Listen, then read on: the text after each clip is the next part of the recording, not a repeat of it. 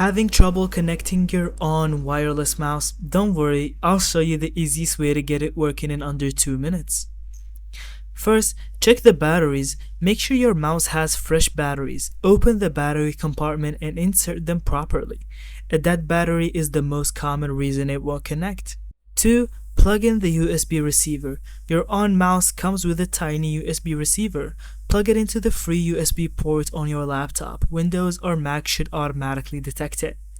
3. Turn on the mouse. Flip the switch on the bottom of your ONN mouse to the on position. You should see a small light indicating it's powered on. 4. Pair via Bluetooth if applicable. Some ONN mice support Bluetooth. Go to Settings and then Bluetooth Devices and turn on Bluetooth. Press the pairing mode on the mouse. Select the mouse from the list of available devices. Now, test the connection. Move the mouse around. If the cursor moves, congratulations, you're connected. If not, unplug and replug the receiver or try another USB port.